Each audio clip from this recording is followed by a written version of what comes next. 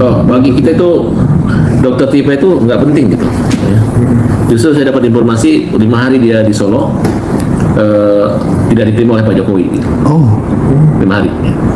Jadi dokter tipe kamu jangan terlalu banyak bicara ya. Ya. Kita hanya menerima RJ daripada Pak Rismon Sianipar. Nah, jadi kalau bagi tim relawan dokter tipe itu kita anggap kayak butiran debu saja. 2 orang ya berinisial AA dan FA ya itu yang mondar-mandir di ruangan tersebut. Nah, singkat cerita kemudian kami sapa, kalian ngapain kok mondar-mandir seperti itu? Langsung kemudian mereka sampaikan kepada saya, ayolah dok, Dr. Tifa nih yang belum ke Solo untuk RJ, ayolah dok gitu ya, kurang lebih seperti itu. Ayolah dok mau RJ dong gitu. Menyatakan bahwa Dr. Tifa sedang atau berupaya untuk melakukan restoratif justice ke Solo gitu ya, dan isu ini betul-betul tentu saja sangat merugikan saya. Oleh karena itu saya mengundang para jurnalis, media, para YouTuber, podcaster semuanya untuk membantu kami ya dalam menyebarluaskan informasi yang benar tentang segala hal yang terjadi pada beberapa hari terakhir ini. Dan ada 2 hal juga yang sangat penting terkait dengan perkembangan dari mantan rekan seperjuangan saya ya, yang sekarang membuat akronim kami tidak lagi RRT tapi tinggal RT gitu ya, Troy ya, Tifa dan Roy ya, Troy ya, Tifa dan Roy. Kalau dengan advokatnya jadi Troya ya, Tifa Roy's Advocate ya. Itu adalah tim penasihat hukum kami berdua ya. Kalau yang saya sendiri, tim pribadi saya adalah TPDT, tim pembela Dr. Tifa. Nah, karena ada beberapa statement-statement dari mantan pejuang tersebut yang sekarang sepertinya juga sudah berubah arahnya menjadi calon termul, maka saya juga perlu sampaikan poin-poin ya, terutama terkait dengan validitas dari buku Jokowi White Paper ya. Ini yang pada waktu itu kami bertiga sama-sama melakukan penelitian dan kemudian hasil penelitian kami bukukan bersama dalam buku Jokowi White Paper ya. Kemudian yang berikutnya lagi adalah tentang isu 50 miliar. Itu juga sangat penting untuk kita klarifikasi sehingga semua masyarakat Indonesia tidak termakan oleh berbagai macam isu-isu yang merugikan saya secara pribadi ya.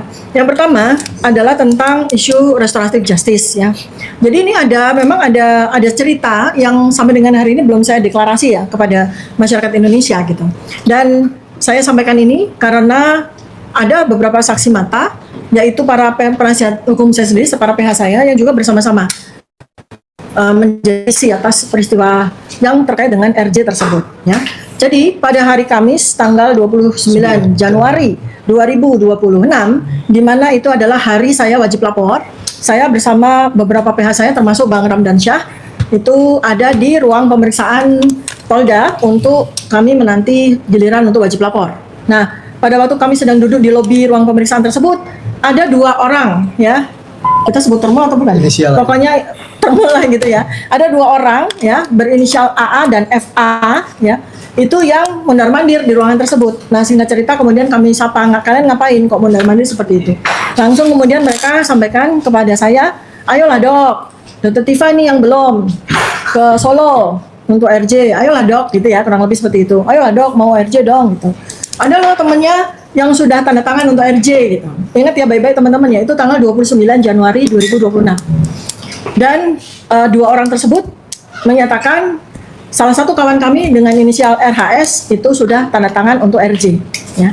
Nah, di situ karena waktu itu memang belum ada gelagat ataupun tanda dan gejala ke arah RJ atau masuk angin begitu ya, saya abaikan saja gitu ya. Saya menganggap bahwa peristiwa itu tidak ada. Tapi ternyata tanggal 2 Maret 2026 ya, seseorang yang disebut oleh 2 orang ya, AA dan FA itu ternyata betul-betul melakukan RJ ya, tanpa kami berdua ya, baik saya maupun Mas Roy Suryo sama sekali tidak diberikan informasi. Bahkan tidak ada satupun ya dari tim PH kami ya, selain dari ternyata ada tim PH yang membelot begitu ya, dan ternyata itulah yang menjadi tim bagi RHS ini untuk ke Solo dan yang mana-mana. Nah, selanjutnya apa yang terjadi masyarakat Indonesia saya rasa sudah paham ya itu. Jadi itu. Nah, ternyata persoalan RJ itu berlanjut ya, berlanjut. Jadi tawaran RJ itu tidak hanya kepada saya tapi juga kepada para tersangka yang lain, sisa yang 4 yang lain. Dan khusus untuk saya terjadi lagi ada approach ya, pendekatan yang sangat masif terkait dengan restoratif justice, terkait dengan RJ ya. Jadi oleh koordinator dari PH saya yaitu Pak Abdullah Al-Katri. Mungkin Pak Al-Katri bisa memberikan penjelasan ya bagaimana Termul ini mendekati kita untuk RJ ya. Silakan Ya. Pak. Ya. Oke, terima kasih. Sebelumnya, mungkin ini perlu juga mengklarifikasi kita atau tabayun, ya kan? Kemarin-kemarin pada bulan puasa akhir khususnya kan Dr. Tifa memang tidak tampil ya karena beliau ini fokus untuk beribadah yang dia katakan, ya kan? Tapi kan isunya kan di mana-mana seolah-olah beliau ini mundur dan sebagainya akan ARG dan sebagainya. Lalu beliau ini fokus. Faktanya kan hari ini beliau memberikan klarifikasi, memberikan penjelasan. Ya kalau memang itu yang dituduhkan itu benar kan beliau tidak akan ada di sini saat ini. Itu perlu kami luruskan.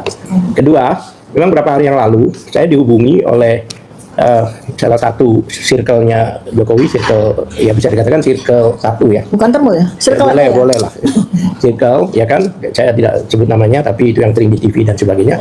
Dia telepon ke saya, dia katakan bahwa Pak Al-Katiri, besok saya dapat WA dari Dr. Tifa, bahwa besok Dr. Tifa minta ketemu di kafe di sekitar Kemang lah, di Tebet, di sekitar Tebet. Kemudian saya katakan bahwa nomornya berapa yang menghubungi, karena kan saya tahu hampir semua HP Dr. Tifa ini saya tahu nomornya. Hanya dikirimlah nomornya itu, saya cek, bahkan saya cek juga di circle Dr. Tifa ya, Sebut nomornya Pak. boleh. Yang menyebut ya. Ini. Jadi nomor yang katanya itu nomornya saya atau nomor Dr. Tifa ya. Ada foto Dr. Tifa di situ. Dan ada foto profil saya yang jelas palsu, itu nomornya 0812 4603 0140 ya. 0812 4603 0140. Nah, ini sama sekali bukan nomor saya ya. Dan nomor inilah atau orang inilah yang menghubungi Ya. circle-nya itu tadi ya. Di situ Ya. ada komunikasi seolah-olah dari Dr. Tifa. Saya bilang, boleh nggak saya tahu apa Dr. Tifa berbicara apa dan kenapa Anda menghubungi saya? Dia katakan bahwa Dr. Tifa mengatakan besok siang di suatu kafe dekat Tebet. Saya posisi di luar kota ya, di Tebet. Kemudian akan bersama Pak Al-Katiri, dia bilang.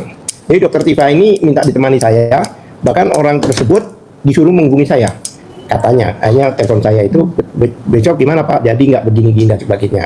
Coba dikirim WA-nya, saya baca WA-nya. Dr. Tifa mohon difasilitasi saya untuk silaturahmi ke Solo, gini. Ini menarik, ya kan? Halo teman, jumpa bersama saya di Politik Dangi ya. Teman-teman, ini menarik sekali untuk kita bahas.